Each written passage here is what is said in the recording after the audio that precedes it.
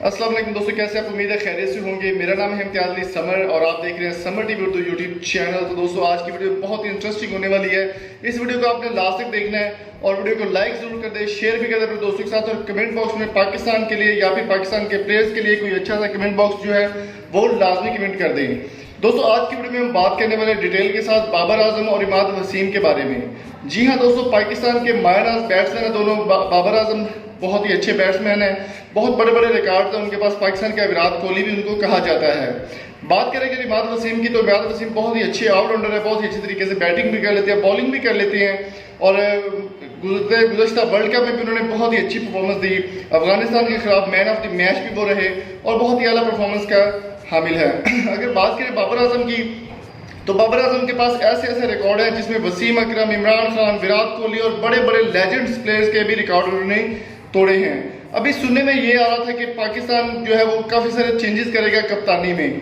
अब दो नाम जो है वो सामने आ रहे हैं टेस्ट के लिए, असद शफीक और शान मसूद। अब दोनों में से किसी एक को सिलेक्ट किया जाएगा।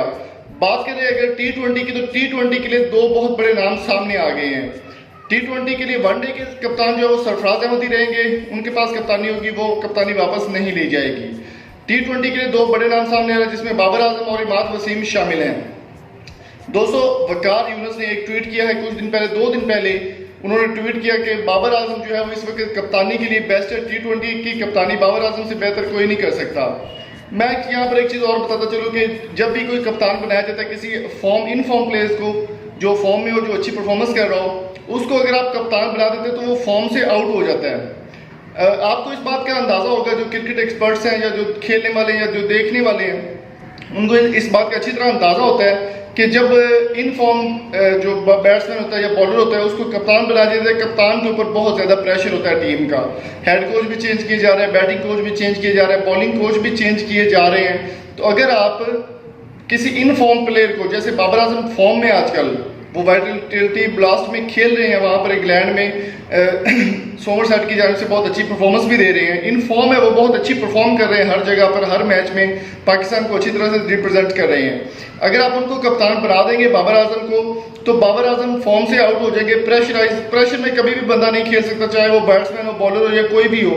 प्रेशराइज करने से वो नहीं अपनी परफॉर्मेंस वो दे पाएंगे जो कि वो परफॉर्मेंस नॉर्मली देते हैं। तो आपकी इस बारे में क्या राय है? बाबर आजम या इमाद वसीम, दोनों में से किसको कप्तान बनाया जाना चाहिए? कमेंट बॉक्स में अपनी कीमती राय से हमें जरूर आगाह कीजिएगा।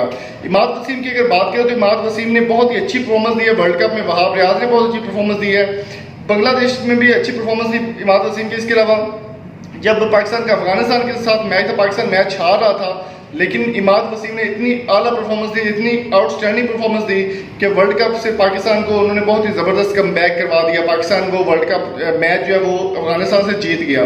दोनों ही फॉर्म प्लेयर हैं, बहुत अच्छे तरीके से खेल रहे हैं। फ़खर जमान फॉर्म से बिल्कुल आउट है, कोई परफॉर्मेंस नहीं है उनकी, वर्ल्ड कप में भी उनकी कोई परफॉर्मेंस रही, इसके अलावा सीरीज़ में भी उनकी कोई परफॉर्मेंस नहीं रही। इमाद वसीम भी इन फॉर्म प्लेयर हैं, बाबर आजम भी इन फॉर्म प्लेयर हैं। अगर उनको कप्तान बनाएंगे तो वो फॉर्म से निकल जाएंगे। तो अभी वकार यूनुस ने ये बयान दिया कि बाबर आजम जैसा प्लेयर होना चाहिए, बाबर आजम की ज़रूरत है मुल्क को, बाबर आजम को कप्तान बनाना चाहिए। आपकी इस बारे में क्या राय है? कमेंट बॉक्स में अपनी कीमती राय से हमें जरूर आगाह कीजिएगा। और अगर आपको ये वीडियो अच्छी लगी तो चैनल को सब्सक्राइब करना ना भूलिए, वीडियो को अपने दोस्तों साथ भी शेयर कीजिएगा। अगली वीडियो तक अपना और अपने प्यारों का बहुत सारा ख्याल रखिएगा। मिलेंगे आपसे नेक्स्ट वीडियो में, और साथ में जो वीडियोस आपको स्क्रीन पर नजर आ रही है ये वीडियो भी लाजमी देखिएगा। थैंक यू सो मच, दुआ में याद रखिएगा। अल्लाह हाफ़िज़।